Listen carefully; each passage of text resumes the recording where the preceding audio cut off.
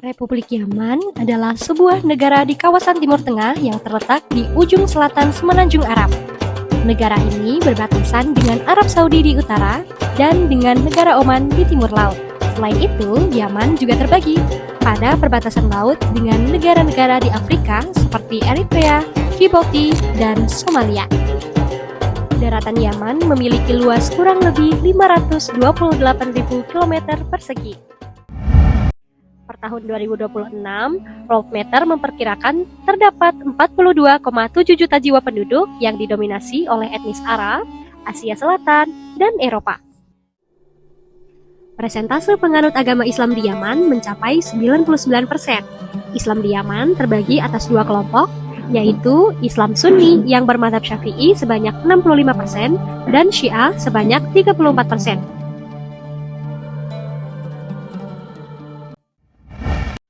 Inilah San'a, ibu kota Yaman sekaligus salah satu kota tertua di dunia.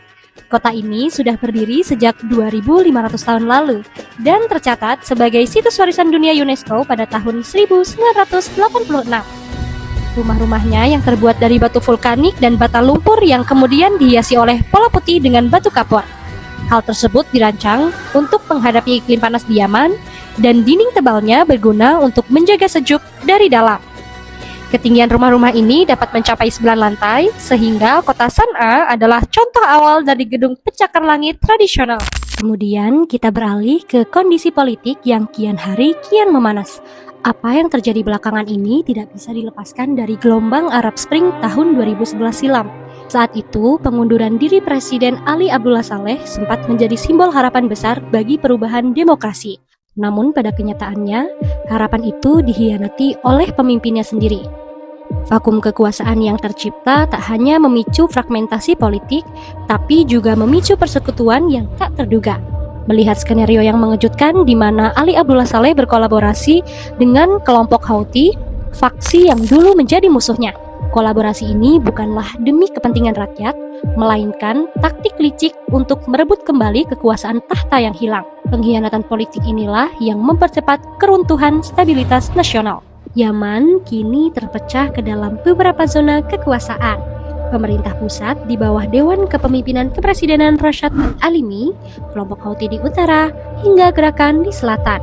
Memasuki tahun 2026, situasi ini semakin kompleks dengan meningkatnya ketegangan di Laut Merah.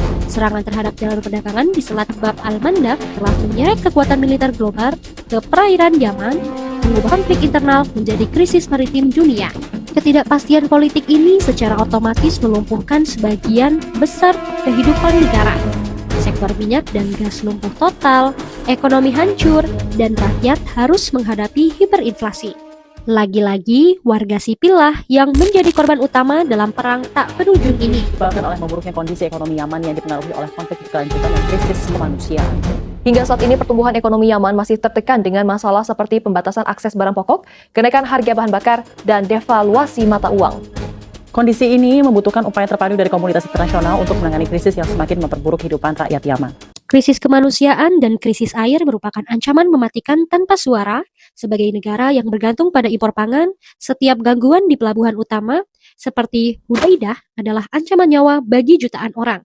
Dampak konflik berkepanjangan ini juga menyebabkan krisis sosial yang sangat serius, yaitu kelaparan dan krisis air bersih.